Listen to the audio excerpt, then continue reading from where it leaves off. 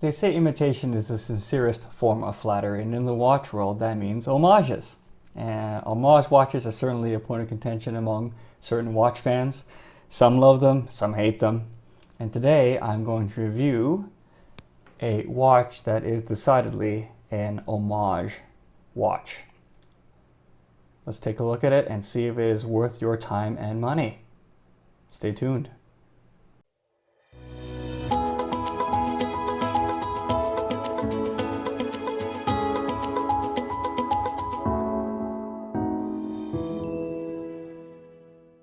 Hello internet friends, and welcome once again to the Quality Time channel. My name is Lester and I'm really glad that you're here today to take a look at this new watch with me. Now, a little backstory about this particular piece. It is one of the two watches my brother bought during this past year's Singles Day sales in China, which happens on November 11th every year. Basically, it's like a Chinese Black Friday. And so you get some crazy deals on a wealth of other things, including watches. I'm sure he's been tuning into Jody over at Just One More Watch, because this is another piece that Jody had reviewed, and today I'm going to take a look at this watch as well. This one has been picked up from the Trendy Men's Watch store, and it really took a long time to arrive. So, I ordered it on November 11th on Singles Day and didn't arrive to my place until December 23rd, so it took a really long time. Anyway, before we get started, I'm wearing one of my previous reviewed watches, which is the Pagani Design Explorer GMT. Take a look at my review of this particular piece. The link is in the description of the video. But this is, again, another homage piece. Pretty good looking. Not a perfect watch, but incredible specs for the money. Anyway, let's get on with it. Okay, now once again, this watch is picked up on the Trendy Men's Watch store on Aliexpress, and it is a Pagani Design watch. The SKU is PD-1667, and basically it is an homage of the Die Seamaster No Time to Die watch. That particular model goes for around $11,000 US. So for a price of only $113.33, you can get roughly the same looks for about 100th of the price. This watch is a dive style watch. You can see the dive bezel very clearly right here. Case material is 316L stainless steel. The case size is 42 millimeters. The case thickness is 14.2 millimeters with that boxed dome sapphire crystal.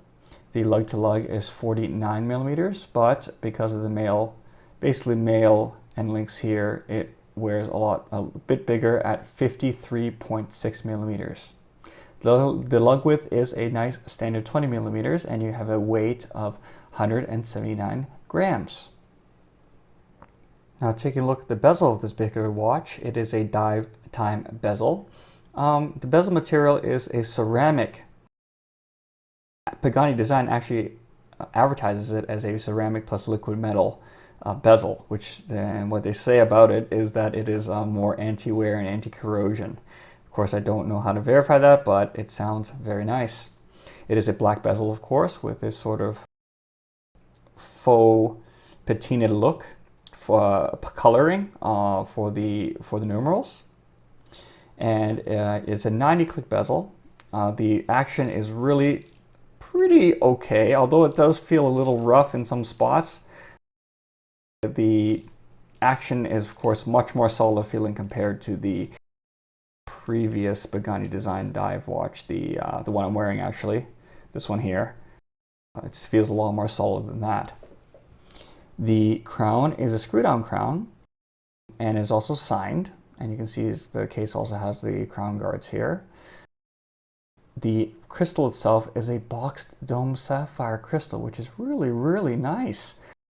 For the price that you pay, it's very difficult to see a boxed dome sapphire, let alone sapphire at all, but usually if you get anywhere close, it's like a flat one. This one is a nice boxed dome. It looks really, really good. There is unfortunately, however, no AR coating on this crystal. The dial itself is a matte black. You can see a sort of like grainy texture, very fine grain there. And there is a minute track going along the outside printed. And I don't know if you can see on the camera, but there is a slight step that steps down to that minute track. So it's not a completely flat dial. It has a little bit of visual interest there. Now for this particular piece, there are several variations. There is a white dial with a Pepsi bezel. There is a black and orange bezel version, and also a blue dial and blue bezel version. And all of these color variations are available on the bracelet, the stainless steel bracelet, or you can get the silica gel bracelet for around $5 less. Now taking a look at the hands, you can see that it has broad skeletonized sword hands for the hour and minute. You've got the second hand with a lollipop. The markers are all applied. You've got the double batons at the 12 and single batons at the 9 and 3. And for the hour markers, they are circular. The only complication on this particular watch is the date, and you can see the date cutout window here. The lume, they advertise as C3 and BGW9. Actually, the lume is quite good, and I will pop up a lume shot for you guys to take a look at. The hands are lumed, including the lollipop on the second hand. You've got the markers that are all lumed, and you also have a lumed pip on the bezel itself. And it's using this sort of old radium style, giving it that sort of vintage feel. Now the case back is a display case back. It is a mineral crystal on the back, and it allows you to take a look at the movement inside. I will pop up a macro shot so you can see what that looks like. The water resistance, as advertised, is a 10 bar or 100 meters, which is nice, so you don't need to worry about getting this one wet in particular, but of course you can't go diving with it. The movement itself is a very reliable Seiko NH35, which is found on many micro-brand watches. It is a workhorse movement. It's got hacking and hand winding, so if I unscrew the crown here and I can pop it out all the way, you can see that the second hand does hack, stops in place. I can adjust the time very easily. And if I push it into the first position, I can change the date as well. Oh, there we go. Let's change that date. There it is. It is a 24 joule movement, and it vibrates at 21,600 beats per hour with a power reserve of 41 hours. Moving on to the bracelet, you have a full 316L stainless steel bracelet. It is a 3-link bracelet. It is all brushed, and the links are solid. There's solid links, solid end links. However, the links here are not screw links, they are push pins. The clasp itself is milled and also signed with the Pagani Design logo. It is a double push button deployant clasp, as you can see, fully milled. Feels quite nice actually. And what's also neat about this, it has a diver's extension, which at this price is just unreal. A true diver's extension for this particular watch. Although with only 100 meters water resistance, I don't see anyone diving with this particular watch, but that's beside the point.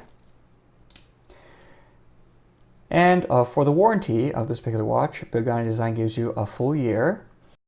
And after popping this particular watch on the time grapher, I got plus 9 seconds per day, which is pretty good, with a beat hour error of 0.3 milliseconds. And this is at a 50-degree lift angle for the Seiko NH35. So what do I like about this watch? Well, there's actually a lot to like. I really like the look of this watch. Of course, no credit to Pagani Design for that. It's all props to Omega, but it's a really good looking watch in my opinion. The dial is very clean with not that much printing on it. You've got the Pagani logo, Pagani Design print, and then automatic water resist 100 meters. So it's not too over the top, and of course Japan movement for the Seiko NH35. So it's very clean, nice looking dial, and it's got that nice step where the minute track is. So it's not just completely flat and boring. Everything lines up really nicely. I couldn't find any sort of defects there. All the markers line up. The bezel lines up too, so that's really good. You get a really rock solid movement with the NH35. So there's a reason why a lot of people use the particular movement in their watches. It's just really, really workhorse movement and very reliable. And you rarely will need a service for this particular movement.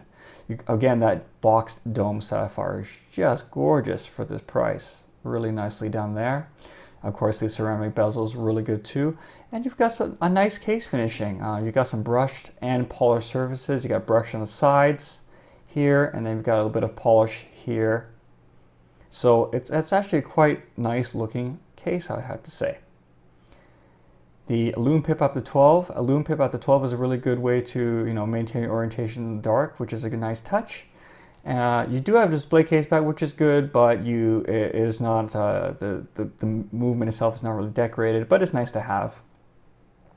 And the bracelet is solid and very comfortable, actually. Very nicely finished as well. Feels the satin sort of brushing here makes it a really nice wear. I think it's it's a better fit than the Pagani Design Explorer GMT that I reviewed before.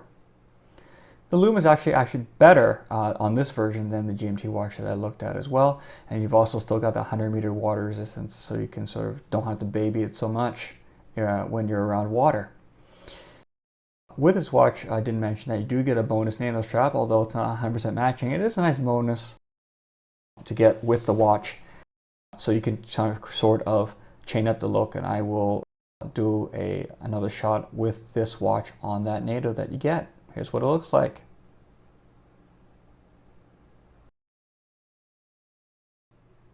So what are some of the negatives of this watch? Well, there certainly are a few. First of all, it is very large, I think, for a 42mm watch.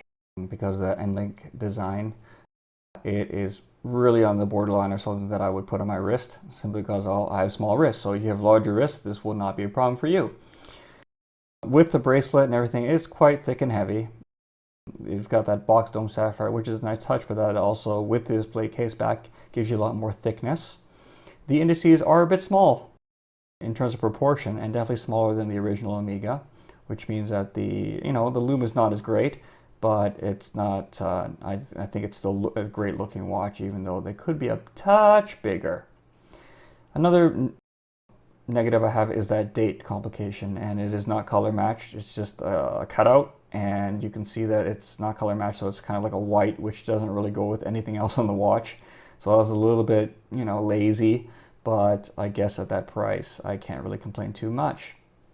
One QC issue I found about this watch is that it's really difficult to see on this camera. I'll put up a macro shot, but there was some scuffing out of the box on the clasp itself, which is not a nice sign. Of course, these things do get scuffed up after wearing it for a while, but I would expect it to, something that I would have done instead of it coming out of the box like that. So that's something that was not maybe overlooked by Pagani Design when shipping this particular watch. As I mentioned before, the buckle also has no micro adjust at all. I mean, all you have really is these links, and if to their credit, they do give you half links, so you can sort of do a half link adjustment there. But some micro adjust would have been nice. I would rather have micro adjust in the diver's clasp, because diver's extension. I mean, because I don't think anyone's going to do diving with this particular watch. So micro adjust would have been way more convenient and good to use. Somehow, this particular bracelet, although solid, went back to push pins, whereas the cheaper Pagani Design Explorer GMT that I reviewed had screw links. So I'm not sure why they went with push pins for this version. Maybe they just decided to put the money elsewhere, but screw links would have been much better than these push pins, especially considering that there are no micro adjusts for this watch, or for this bracelet. So push pin screw links would have made things a tad easier to adjust. The bezel action is not super great. I mean, adding to it the scalloped design for the bezel, it's pretty hard to grip. With gloves, it's almost impossible, but you can.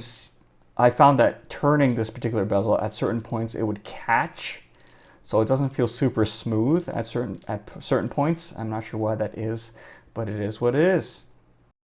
And finally, the movement itself. It is a solid movement. The NH35, I don't have anything to complain about, but it is not decorated. It is just a plain NH35, and it would have been nice if they at least decorated the rotor like they did on their previous GMT watch.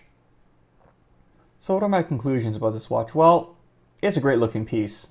I have to admit, it looks really, really good for the price. And it's got a really nice, reliable movement, Seiko movement inside of it, which is great. They use some quality materials throughout, like the ceramic bezel. Again, that boxed dome sapphire is very rare at this price point. Aside from the nice materials they use, like the solid bracelet, you do see where corners were cut. For example, to reach such a low price, they had to, put the money somewhere. You can see that, I've reviewed, this is my second Pagani Design that I reviewed, and you can see that they don't really learn, I suppose, from some of their previous pieces. It feels like they take, a step forward and then a step back with some of their designs, and this is very true here. You can see that, compared to their GMT model, you've got a better bezel, you've got a better loom on this particular piece as well, a better movement, a nicer bracelet, although without micro adjust, it's a little more fiddly. And you've got that box on sapphire, but then again, the bracelet itself, it's back to push pins instead of screw links, which is a little weird. And also you've got undecorated rotor compared to the GMT, and also you've got this very strange QC issues on the clasp, which I really wasn't too pleased about. I swear I did not put that on there, bro. Do not blame me. That was there, but that's how it looked when it came out of the box. But anyway, aside from that, for under $120, this piece is really hard to beat. I think overall it is better than, it's got more positive than negatives compared to the GMT watch that I reviewed, and it would make a great daily wear provided that you have larger wrists and provided you don't have an aversion to Homage watches. So we've made it once again to the end of the video. As always, I really appreciate you guys being here and checking out my reviews. Please let me know in the comments below what you think about this particular piece. And if you like this video, please like and subscribe so that you don't miss any of my future reviews. My name is Lester, and I want to thank you, as always, for spending some quality time with me. Take care now.